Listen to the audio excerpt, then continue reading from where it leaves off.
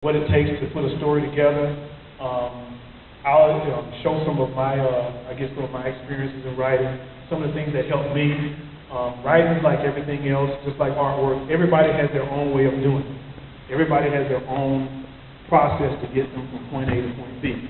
So basically all you can do is talk about your own experiences and hope that somewhere along the line it helps other people get their groove on and get their writing done.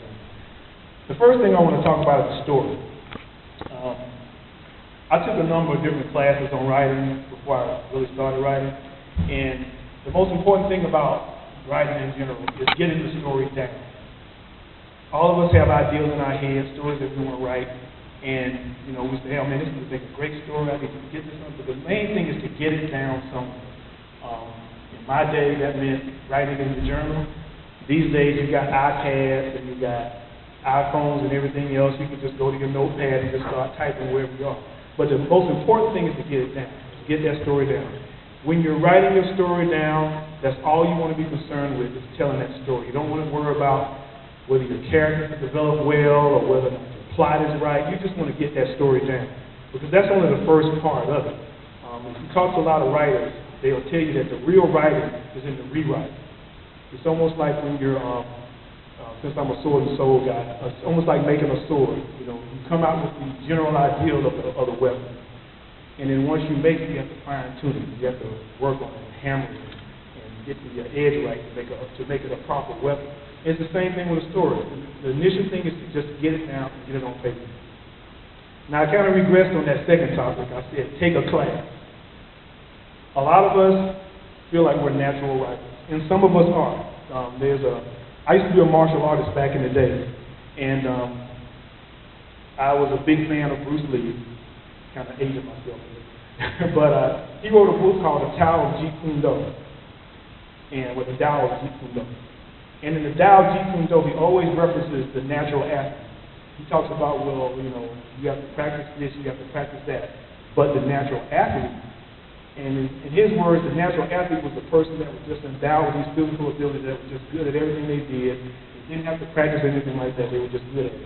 And it's the same thing with any artistic endeavor. You have some people who are just natural artists, and you have some people who are just natural writers. They can sit down and they can just write something that's just beautiful the first time they write it down.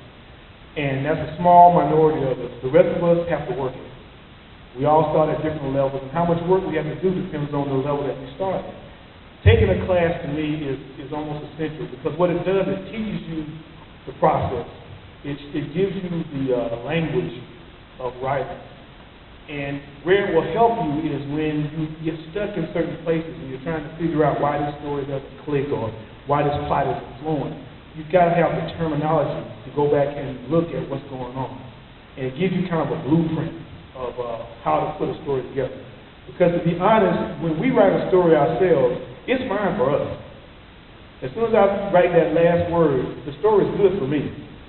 But if we're talking about taking that story and selling it to other people and having other people enjoy it, that's where the rewrite comes in. Because you need to have you wanted to put it in a form where other people will understand.